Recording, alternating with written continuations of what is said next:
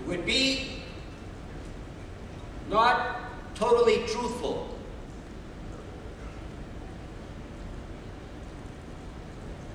let me say this one other thing.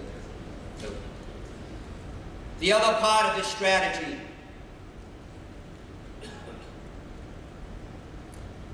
was to secure the funds.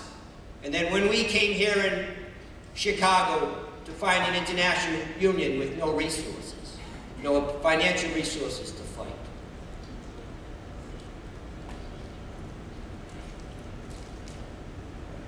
Our joint board has always stood for principles and took serious, not in rhetoric terms about solidarity.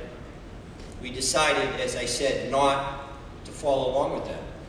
It would be unfair, though, or better choice of word, not totally truthful, to not acknowledge that there has been struggles and tension within this union between Unite Here and Unite and HRE as we came together over the last 5 years. In various parts of the country, more severe than others. Differences of opinion, difference of strategy, because we come from different places. And at the beginning of the struggle, there was a lot of talk about the marriage didn't work. It's time to get divorced. Do you remember that? I say, ladies and gentlemen, this is not a marriage between two people. This is a labor union.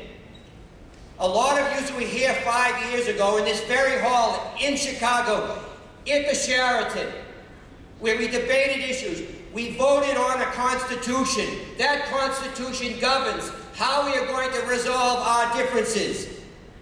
That Constitution says how we will act. We took a pledge to honor that Constitution.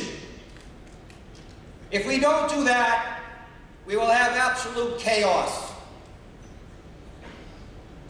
And the workers will not be served.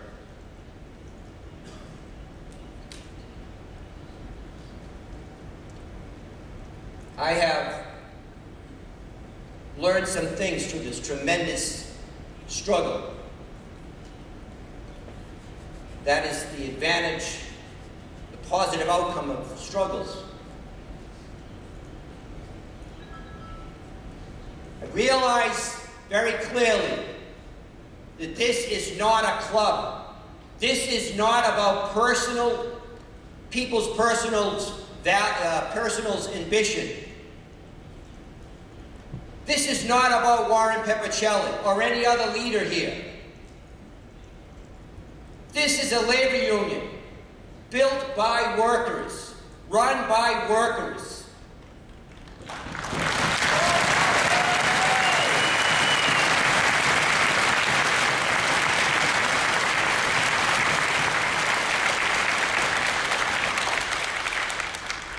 We need to get beyond personalities and get back to our roots and get back to our principles.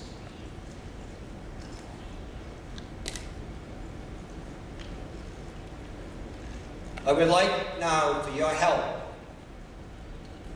to talk about the New England Joint Board.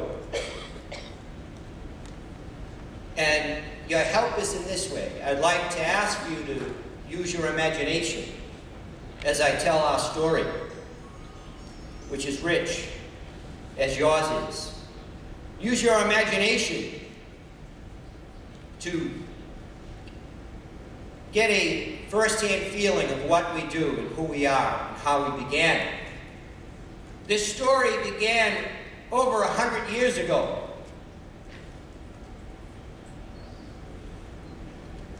When recent immigrants came to this country, Jews and Italians, and later Portuguese, who came to this country looking for a better life for their families.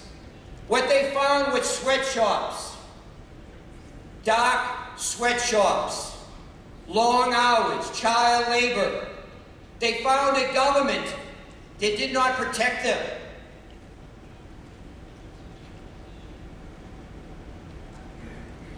They felt persecution and discrimination because of what religion they practiced, or because of what language they spoke, or how they looked, or what they ate. Exactly what the recent immigrants now in this country are faced against. Those people had no union. They didn't join a union. They built and formed the union.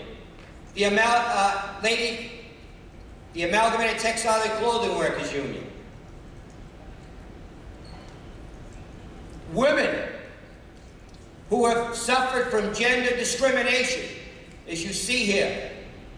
Imagine, in the turn of the century, women who are already discriminated against, who spoke another language, building a union, not just joining one.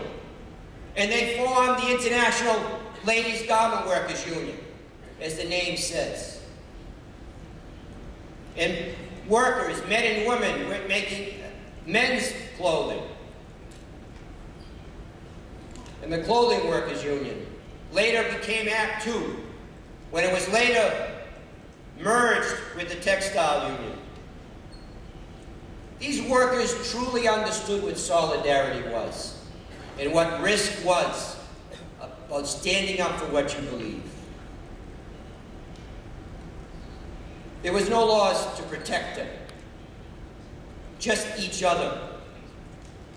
They also understood that it wasn't just on the shop floor that discrimination happened, but in their